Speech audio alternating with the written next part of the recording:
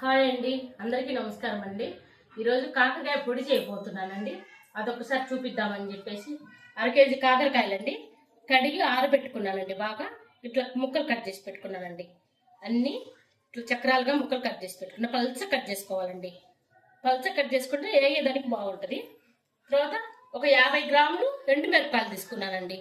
50 గ్రాములు, అర కేజీకి 50 గ్రాములు ఎండుమిరపకాయలు, మినపప్పు, పచ్చెనపప్పు, వేసిన పప్పులు, ఎండు కొబ్బరి తురుము బట్టి తీసుకున్నానండి. నేను ఎండు కొబ్బరి తురుము, కొన్ని నువ్వులు, ధనియాలు, జీలకర్ర, కరివేపాకు అండి. ఇవన్నీ దోరగా వేయించుకోవాలండి. మనం తీసుకున్న అన్ని దోరగా వేయించుకోవాలండి. ఇవన్నీ వేసుకొని ఇట్లా దోరగా చిన్న మంట మీదనే దోరగా వేయించుకోవాలండి. ఇవి వేగిన తర్వాత చూపిస్తానండి. దోరగా వేగింది పచ్చెనపప్పు, మినపప్పు, ఇవి పల్లీలు కూడా వేగినాయండి. ధనియాలు, జీలకర్ర, కరివేపాకు వేసేస్తున్నానండి. నువ్వులు కొంచెం అండి, ఇన్ని కూడా వేయను, సగము. అన్నీ ఒక్కొక్క పెద్ద స్పూన్ తీసుకున్నానండి నేను. మినపప్పు ఒక పెద్ద స్పూను, పచ్చెనపప్పు ఒక పెద్ద స్పూను, ఇవి వేసిన పప్పులు కూడా 2 స్పూన్లు అండి. నువ్వులు కూడా కొంచెం తీసుకున్నానండి, ఒక అర స్పూన్ మోయనండి. ఇవి కరివేపాకు బాగా వెర్రగా వేగనిచ్చి తీద్దామండి. ఇదిగోండి అన్నీ వేగిపోయాయి చూడండి, చక్కగా ఎలా వేగిపోయినాయి. ఎండు కొబ్బరి తురుము వేస్తున్నానండి. ఇది కూడా 1 స్పూనేనండి వేసింది. ఇది ఎక్కువ వేగనక్కర్లేదండి. ఎక్కువ వేగితే మళ్ళీ నూనె వాసన వస్తుంది. స్టవ్ ఆఫ్ చేస్తున్నానండి. ఇవన్నీ వేరే ప్లేట్కి తీసుకొని మళ్ళీ ఎండుమిరపకాయలు వేపుకుందామండి. ఇదిగోండి ఆయిల్ పెట్టుకుని ఇక్కడ ఇలా కొన్ని వేపుకుంటూ ఉండాలండి. నూనెలో ఎర్రగా వేపాలండి. అవి కరకలాడుతూ ఉండాలి, ఎర్రగా వేపాలి. ఇట్లా కొద్దిగా ఆయిల్ వేసేసుకొని ఇలా వేపుతున్నానండి. ఇవి అన్నీ వేపుకొని పక్కన పెట్టుకుందామండి. ఇదిగోండి కొద్దిగా ఆయిల్ వేసాను చూడండి. కొంచెం ఆయిల్ వేసుకొని మిరపకాయలని దోరగా వేయించుకోవాలండి. ఏదైనా చిన్న మంట మీద పెట్టుకొని వేపుకోవాలండి. చిన్న మంట మీద బాగా వేపుకుందాం. ఇదిగోండి ఎండుమిరపకాయలు వేగిపోయినాయండి, బాగా దోరగా వేగిపోయినాయి.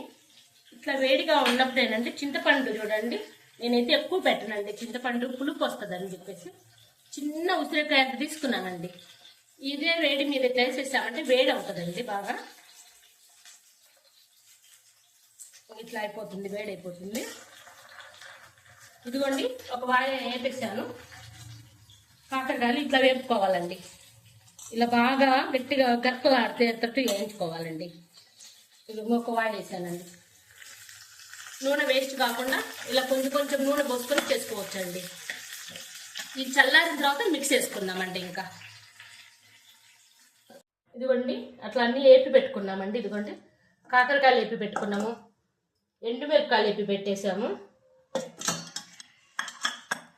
చిన్నుల్లిపాయలండి 2 గడ్డలు తీసి ఇట్లా ఒలిచి పెట్టుకున్నాను, పొట్టుతోటే ఉంచానండి.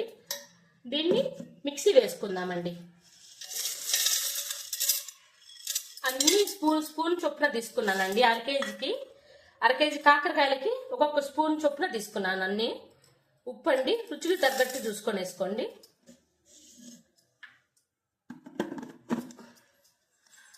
ఇది మిక్సీ వేద్దామండి. ఇదిగోండి ఇట్లా మెదిగింది. ఇప్పుడు ఎండుమిరపకాయలు వేసుకుందామండి. చింతపండు, ఎండుమిరపకాయలు వేసేస్తున్నానండి. ఇది కూడా మిక్సీ పట్టేసుకుందాం. చిన్నులపాయలు వేసాను. ఇది మరీ మెత్తటి పేస్ట్ లాగా చేసుకోకూడదండి, కొంచెం పలుగ్గా ఉంటే టేస్ట్ ఉంటుందండి. అట్లా అయిపోయిన తర్వాత చిన్నులపాయలు వేసాను, కాకరకాయలు కొంచెం వేసానండి. కొద్దిగా ఆగి వేసుకుందామండి. మిక్సీ మరీ మెత్తటి పేస్ట్ లాగా కాకుండా కొంచెం పలుగ్గా చేసుకుందామండి. ఇదిగోండి కాకరకాయ పొడి నేను తయారు చేసిన కాకరకాయ పొడి అండి. మంచి వాసనతోటి మిక్సీ వేస్తుంటేనే ఎంత వాసన వస్తుందోనండి. ఒక్కసారి నేను చేసిన పద్ధతి చేసి చూడండి. చేసిన తర్వాత ఎలా ఉండేది చెప్పండి, కామెంట్లో రాయండి. అసలు ఎంత టేస్ట్గా ఉందోనండి. ఈ పొడి నెల రోజులు ఉంటుందండి, నెల కాదు 2 నెలలు ఉంటుందండి. మనం చేసుకుంటే తడి తగలకుండా పెట్టుకొని సీసాలు పోసుకొని పెట్టుకున్నామంటే ఫ్రిడ్జ్ లో పెట్టుకుంటే చాలండి. నెల రోజులకు కాదు 2 నెలలైనా అట్లా ఉంటుందండి, బాగుంటుంది. మనం చేసుకునే క్వాంటిటీని బట్టి మనం ఉంచుకోవచ్చండి. ఎక్కడికైనా ఊర్లో పంపాలనుకుంటే ఎక్కువ చేసి పంపొచ్చండి. ఏం కాదు, పొడి చాలా టేస్టీగా చాలా బాగుందండి. స్మెల్ అసలు చెప్పనక్కర్లేదండి, అంత బాగా వస్తుంది. ఒకసారి మీరు మాత్రం చేసి చూడండి, నచ్చితే మాత్రం లైక్ ఇవ్వండి.